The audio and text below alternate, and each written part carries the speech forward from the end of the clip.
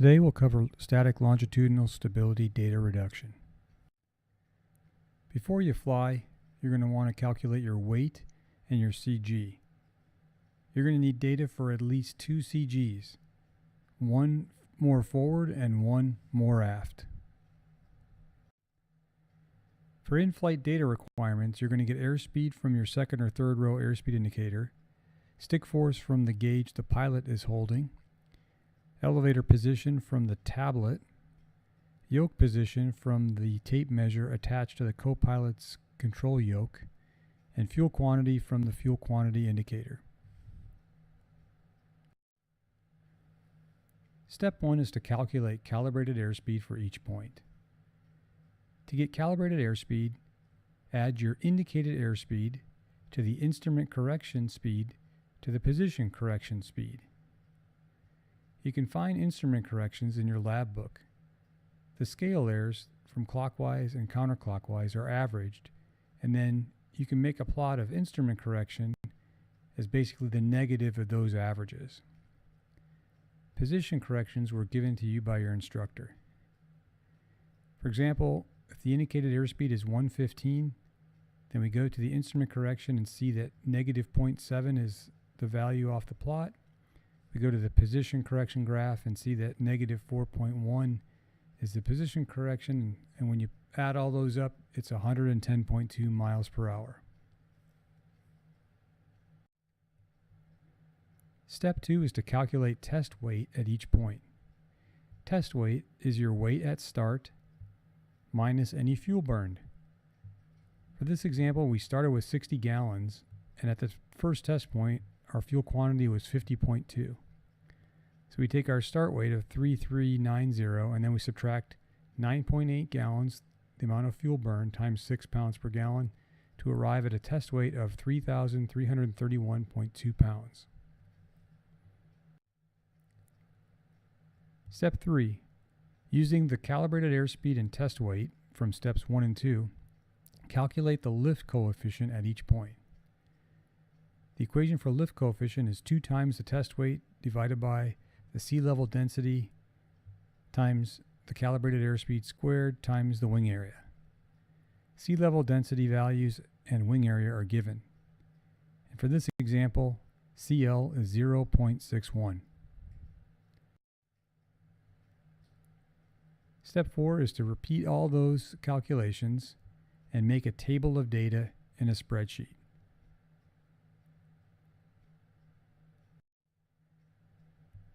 Step 5 is to plot elevator position versus calibrated airspeed for each CG in the climb configuration.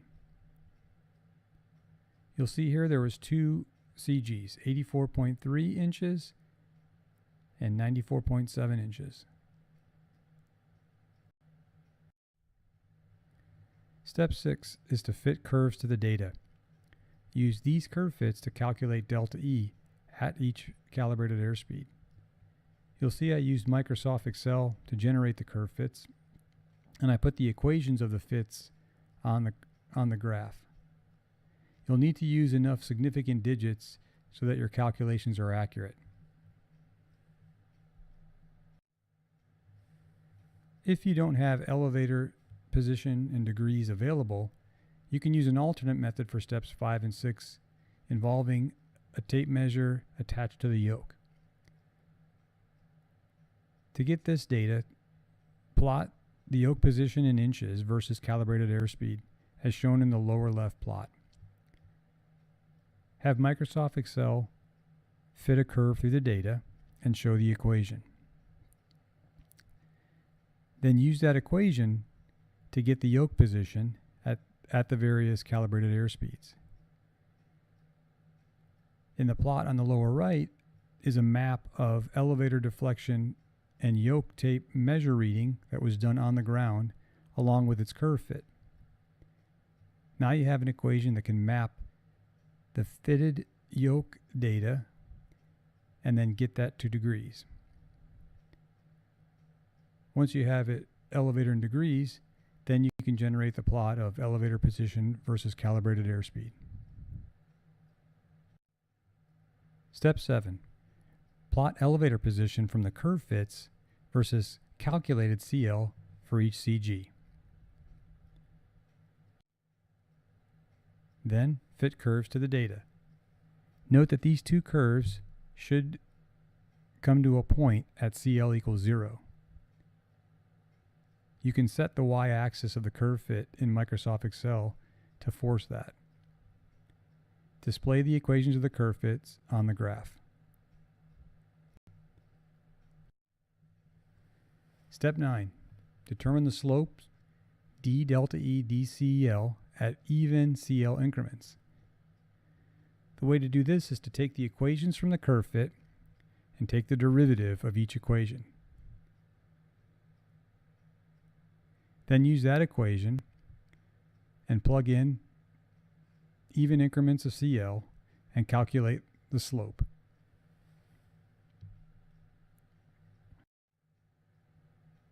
Step 10. Plot slopes versus CG position, and then connect lines of constant CL. You'll note that these lines will eventually go down to where the slope is 0, and those are your stick fixed neutral points. Step 11. Add a second x-axis label that shows CG in percent mean aerodynamic chord. You can relate CG in inches to percent mean aerodynamic chord using the equation shown, knowing the mean aerodynamic chord value of 63.84 inches and the leading edge of the mean aerodynamic chord of 77.6 inches.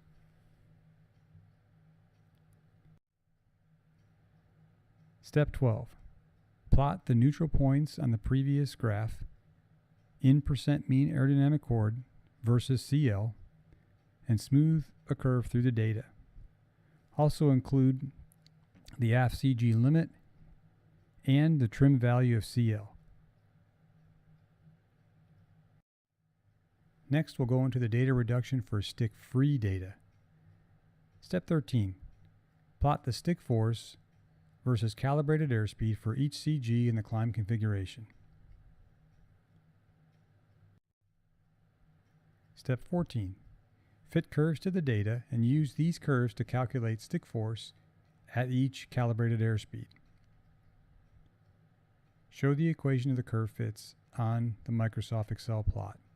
And again, use enough significant digits on the coefficients to make your calculations accurate. Step 15. Plot stick force divided by dynamic pressure Q from the curve fits versus calculated CL for each CG. The dynamic pressure is calculated using 1/2 rho V squared, but V has to be in feet per second.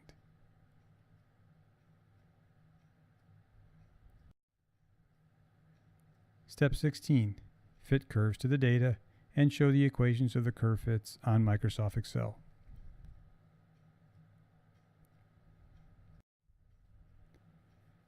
Step 17. Determine the slopes d stick force over Q dCL at even CL increments. With the equations on the graph, we'll take the derivative of those equations and that will give us the slopes. Then we'll take the even CLs of 0.2, 0.4, 0.6, and 0.8 and plug those into two equations shown.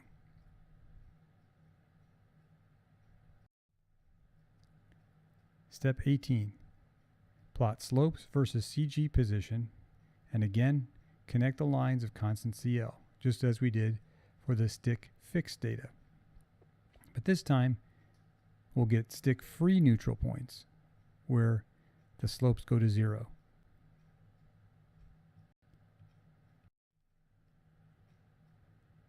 Step 19, again, add a second x-axis label that shows CG in percent mean aerodynamic chord.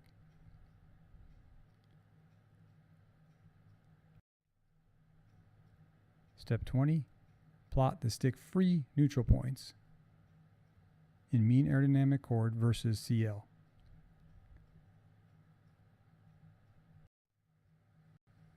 Now we can compare the stick-free and stick-fixed data. you'll see that the stick fixed neutral points are farther forward or closer to the aft CG limit than the stick free neutral points. This is opposite of what you would typically see for an aircraft. But in the case of the Cherokee 6, it has a geared tab on its symmetric horizontal airfoil, as shown in the diagram with the yellow circle around the geared tab. To figure out what the static margin is, it's the worst case scenario. In that case, the CL of 0.8 of the stick fixed neutral points is the shortest distance between the aft CG limit and a neutral point. That defines the static margin.